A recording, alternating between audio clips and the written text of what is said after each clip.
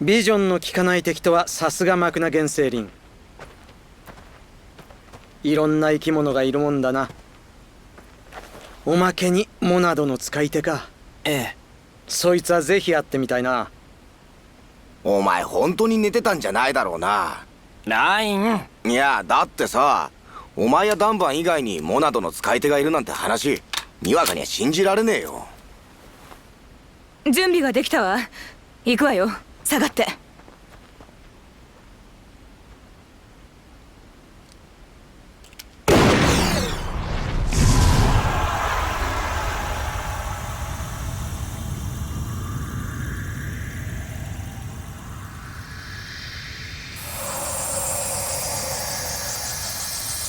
ほう、こりゃすごいな。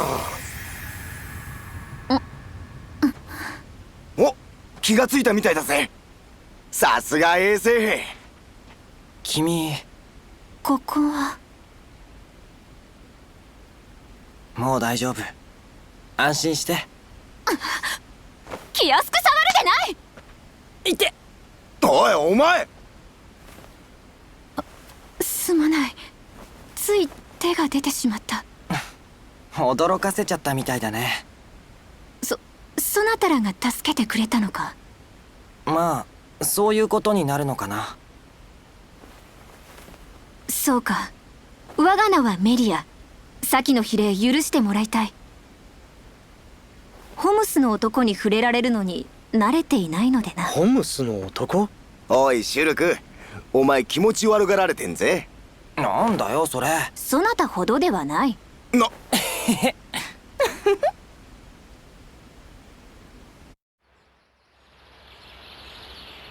ところでメリア、あなたは一人なの？誰かと一緒だったとか、はぐれたとか。すまない。詮索は遠慮願おう。雪吊りの者たちに話すようなことではないのだ。こりゃまた堂々とした正論だな。でもな、望んで一人になったのでないなら、無理にその状態を貫き通す必要もないんじゃないか？そなたたちこそなぜこんなところにいる？マクナ原生林までホムスが上がってくることはめったにないはずだが。僕らはここの遥か上、巨神の頭を目指しているんだ。巨神の頭。さてどうやってあの上まで行こうかと難儀している最中さ。そうか。ならば私も礼節を持って答えよう。ここマクナから巨神頭部のあるエルト海へ至る道は限られている。へえ、頭がある場所はエルト海っつうのか。この先しばらくの堂々を頼む。案内をしよう。本当に？ありがとう。僕はシュルク。よろしくメリア。シュルクか。ずいぶん堅苦しい感じの子だけどホムスよね。なんでこんなところに一人。さーてね、直接聞いたら俺ああいうの苦手。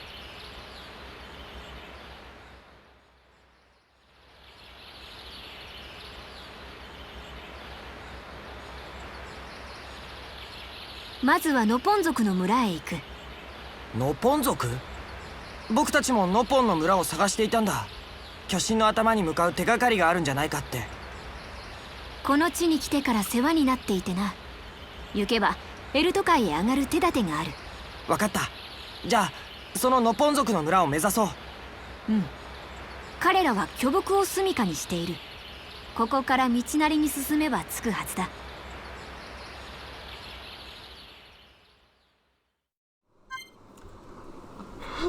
I forgot that Ryan's jaw started quivering at the insult. Also, the definitive edition really did give this girl a glow up.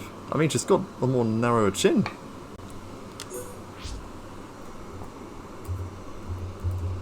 Anyways, I'm CyMaxD, call me Cy or Max, whichever you prefer. And in this episode of Xenoblade Definitive Edition, we have our 5th party member, Melia.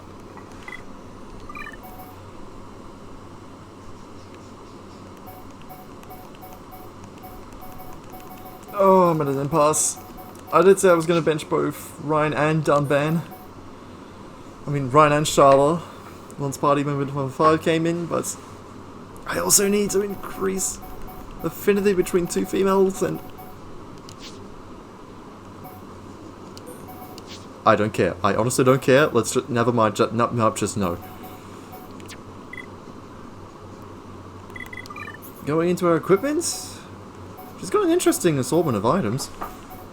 Also, in a rare case of character designers being really smart and tasteful with the fashion. Let's see that. She's wearing shorts! Nothing too revealing about her attire. Interesting that we can't change her headwear. Okay, I didn't mean to do that. Spike abilities. Might as well bring these up now since they're an episode overdue. Those purple spikes? Well, we finally got to the we're finally getting to the point in the game when spike damage is an actual thing. From Magna Forest onwards, you'll encounter monsters with the spike ability. These monsters can automatically deal damage and inflict debuffs on a party member in certain circumstances. Spike damage cannot be lessened by increasing physical defense or ether defense. To combat spike abilities, there's the Monado Purge, spike defense gems, and even a certain ability like skill like what Dunban has to reduce spike damage. Going back to the different types of spikes, there are 3 kinds. Counter spikes occur when the monster deals damage or inflicts a debuff whenever it receives an attack, which can be neutralized by toppling them, and topple spikes that only activate while they're in a toppled state. As a nice note, the AI for this game is actually really clever in combat when it comes to avoiding spikes. If ever you... So, this is why I like to keep one of the AI companions with a topple art on at the ready. That way, I can break an enemy and then see if they topple. Finally, there's the close, or proximity-based spikes I call it. But this occurs whenever the party member gets within a certain range. Particularly nasty. We'll get back to her gear in a moment, because I definitely want to put some gems on. For now... I've lost it. Up top, there we go. Battle Tactics, Melia. My talent art is Elemental Discharge. If I summon an elemental, I can use this art without worrying about the talent gauge. Remember, each elemental discharge refills the talent gauge. When my talent gauge reaches its maximum, I automatically enter a burst state, and my concentration increases. Elemental Discharge does more damage during a burst, which is most helpful. My arts are quite special. It is particularly tricky to use my summoning arts such as Summon Bolt and Summon Flare. Let me see if I've got this straight. While the elemental is summoned, it grants buffs. Then dismissing it deals damage, right? Indeed. So it is best if I first support everyone else by granting buffs, and then fire off an elemental at the end. As a side note, Melia's AI is programmed to discharge elements almost immediately after they're summoned, so this is more of a tactic for when you're in control of her. To be fair, most people think that Melia's combat AI for the CPU is still better than Charles. Right, if you just launch an all-out attack, Ryan will probably find it hard to draw the monster's aggro. Aggro is his. Your job, Dunban, it's my job, yes. Yes, ha ha ha ha.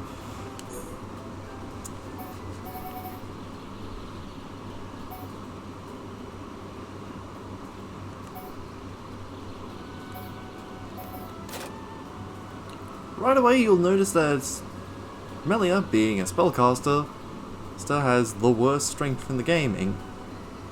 The lowest health, if I recall, even less than Shulk. Oh yeah, notably less. And and does not have much physical defenses. You bet I'm giving her some muscle and HP ups to give her some survivability. Girl needs it. There, that should make the young lady a little less likely to fall over the moment an Ansel sneezes in her general direction. going on to Melia's arts. Oh. But first I'm going to upgrade Monado Purge all the way to level 4. Having over 11 seconds of Aura Seal is neat. As for Melia, she starts off with 6 arts. Summon Bolt. Bolt is a single target. Summon Bolt will initially increase the party's Ether stat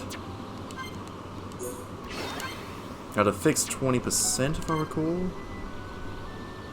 I believe these bonuses are fixed, but it could just be that they increase within at levels 5 and 8 and 10 or whatever. And with here, Summon Bolt. In its summon state will create an Ether up buff for the whole party that is entered around Melia. It's not an infinite range, there is a certain reach, so yeah, this mage has to go into the front lines. When discharged, it'll deal electric ether damage to an individual target, and yeah. But then there's Summon Flare. It does a strength up buff when in a summon state, but when discharged, it has an AoE blaze effect to it. We finally got ourselves a blaze art, so stack that up with Dunban's bleed, and ooh, we got some damage over time effects. Then there's Burst End. This one's really interesting because you can only use it during an elemental burst state. What it does, however, is reducing the physical and even more so the ether defense of enemies, so it's not a bad boon.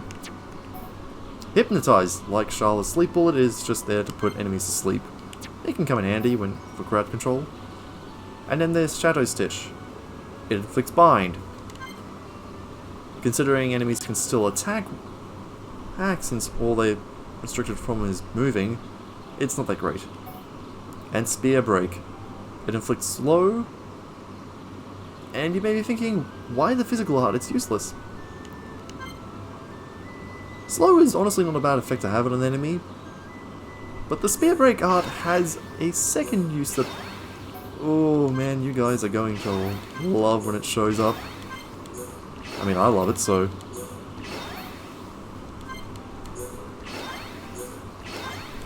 When it comes to leveling, I'd focus on every element Melia summons, as well as Burst End. Spear Break next.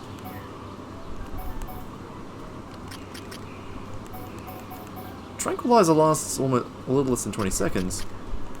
Hypnotize by default. I'd say I'm good with this. Might rearrange the elements though. Oh, and Elemental Discharge. The range is dependent on the elemental used, same with all that. It's a whole bunch of factors that I will say the range and distance and such isn't too wildly varied. Damage, I mean, you can see it by looking at the summon art and its discharged ether damage value. As a warning, the discharge is technically I think it's an aura art?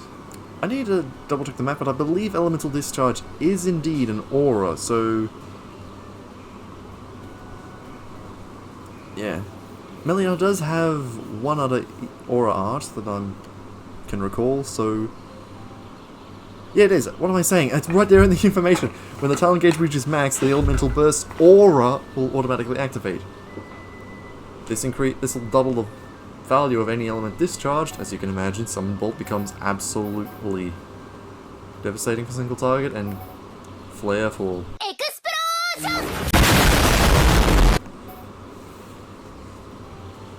as a warning, this aura doesn't last for a fixed duration.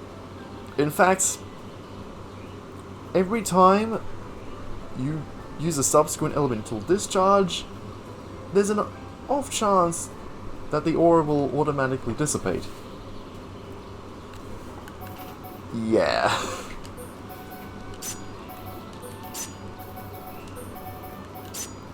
Personally, I like having my elements on one side and then my other stuff on this end.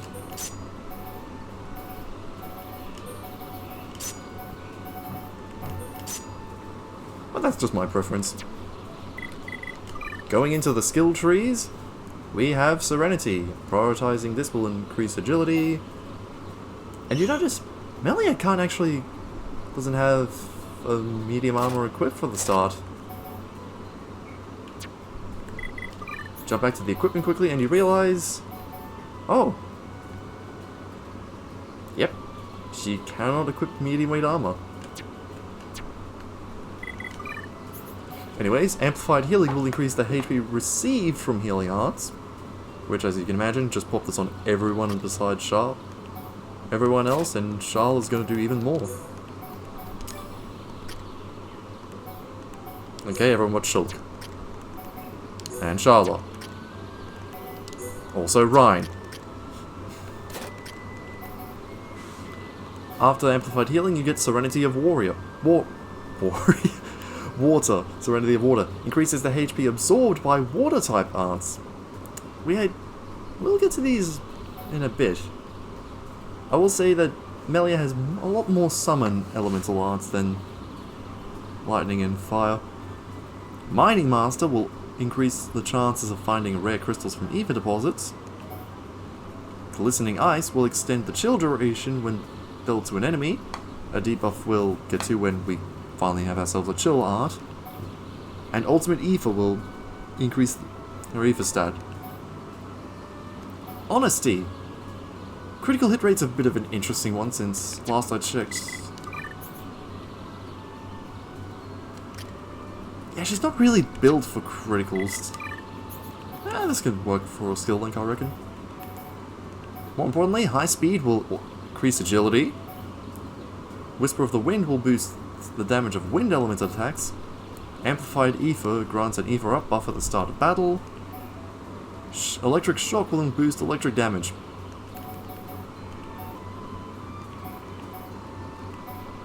Mining Masters... Oh, who am I kidding? I'm not focused on gem crafting at the moment, so yeah. I'm sorry, Honesty just... This alone makes it worth it. Also, Enlightenment increases the accuracy of Ether attacks. Yeah, this skill is definitely what I'm going to focus on for now. Then there's Reliability, which improves physical defense. Ether Awareness increases Ether. Playing with Poison will extend the duration of the Poison debuff when dealt to an enemy. Power of the Moon increases strength during the night. Unyielding Heart will prevent the reduction of accuracy when tension falls. Another really useful skill to have. And Ether Guard grants immunity to the Ether Down debuff. I'll stick with Honesty still because, these two in particular just seem way too valuable to pass up.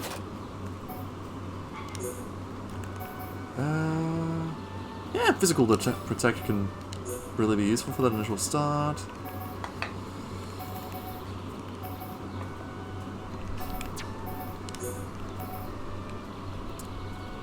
This can come in handy due to low hit points, and...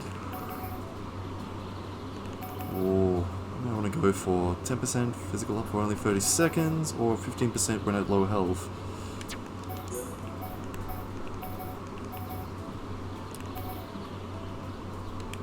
For now, I think I'll just equip this on get some quest experience boost on Shulk, and...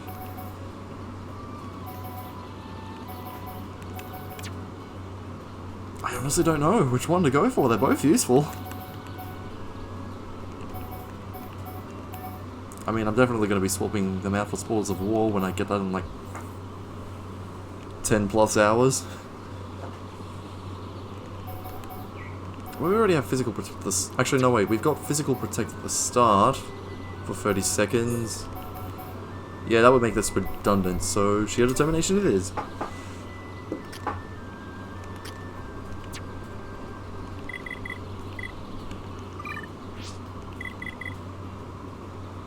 With that...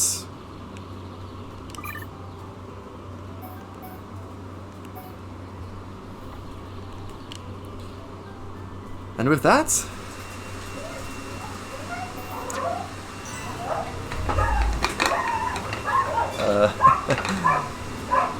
One moment, please. Heading back the way we came for a moment, if we return to this fossilized looking-ish area, the contaminated area will become available on the map. It's easy to miss.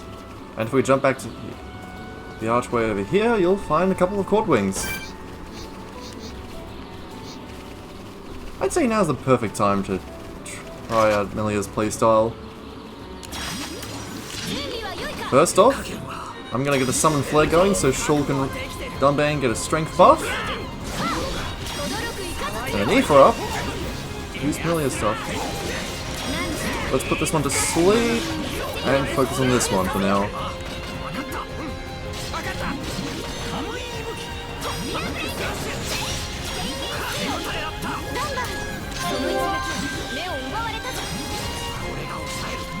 As you can see, you get about a decent chunk of health out. Nope, it's a bit overkill. Let's summon a flare.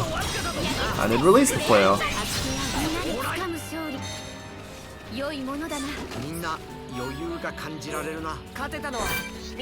Just be wary of Elder Gragas over here. Let's see if I can aggro this one away.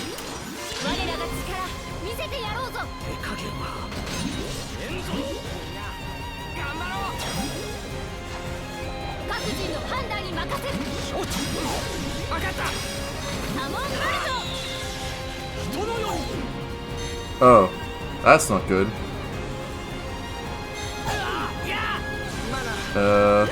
Shulk, you wanna maybe...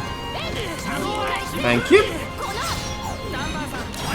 Summon another bolt! For the best results, you wanna keep 2 elements up for the team buffs, and then a third for your summon release.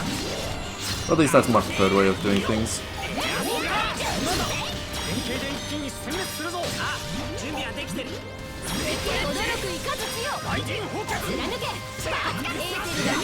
If you manage to release a second element within 5 seconds after the first, the talent gauge will increase a little more.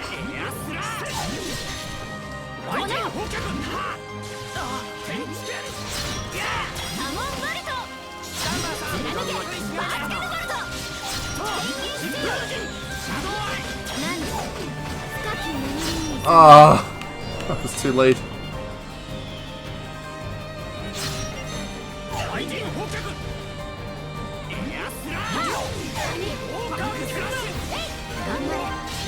It's okay. We got this, team.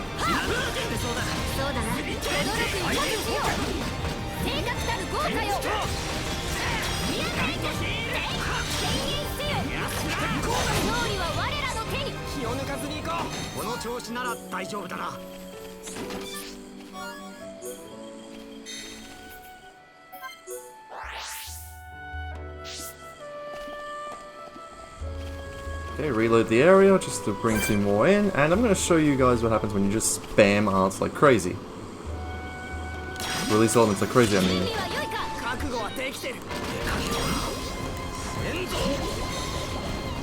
Let's bind this guy first to show how ridiculous bind is. Yeah, it does nothing.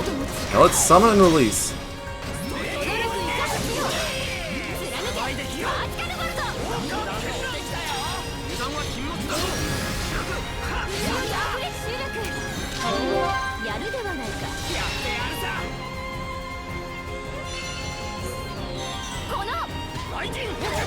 Now that we have the Aether Burst, it's time to talk about the weird mechanics of this thing. Unlike other auras, the elemental burst, well, it doesn't have much information on it. It'll power up your elements released, but it has an off chance of automatically cancelling after unleashing after releasing the next element. It does have a chance of sticking that increases based on Melia's tension. Higher tension means a better chance of staying, and... However, if the aura ends up being removed because you get out of combat, Melia's stunned or something, then the next time you go into combat, the talent gauge will be near full. So all you need to do is just throw out another single element, and suddenly you're back at full power.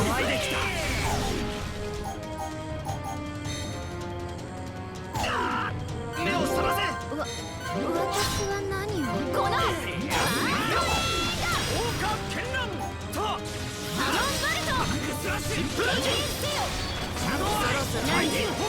深き眠りの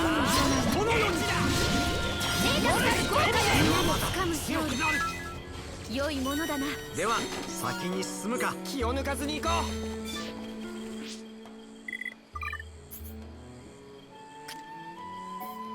Okay, so Ranka bodybuilder, that's alright. But more importantly, Dumban learned his Ether art, Tempest Kick. Much like Worldly Slash and Electric Gutbuster, it has a combo bonus if used shortly after Gale Slash, in this case removing a single buff from an enemy.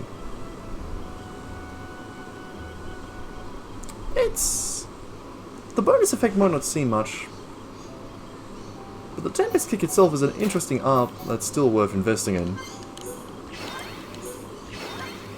Partly because it's one of the few Ether arts that Dunban possesses, but it also has an additional bonus that we won't see quite yet. Gonna need another art for that. So yeah, that's basically Melia in a nutshell. Well, an entire episode of varying length. As you can see, the modifier, the boosts she gives to party members with her summoning elements is, well, I'm sure that combat showcase showed you how effective it is. And also that her playstyle is very different from every other character we've unlocked so far. Does make her a bit difficult to learn. Some people don't even like her for some reason. Well, I mean, apart from the first impressions aside. For now, before we go, the other thing I want to do before we wrap up this episode, let me just double check that I've, right, make sure I don't get it crossed. We've got that affinity requirement from Sharla, who likes fruit and veg. Interesting, she doesn't like the cool potato, despite liking fruits and veg. Same with the shoal mushroom. I probably shouldn't have given away kelp mushroom, but oh well. Yeah, I'm not risking the honey rhubarb yet. Should have been keeping track. Basically, Melia has an achievement where if she gives 30 items as presents to any of the party members, well, it's the gift giving process. Let's see if I can actually up their affinity though.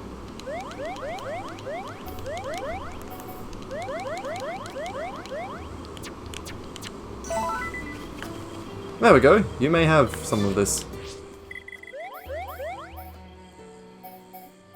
Wasn't able to get their affinity up any higher, but yeah. Anyway, next time I'm on Xenoblade Definitive Edition. We'll be continuing our way through the Machna Forest, heading over to Frontier Village. Until then, may you have a good day.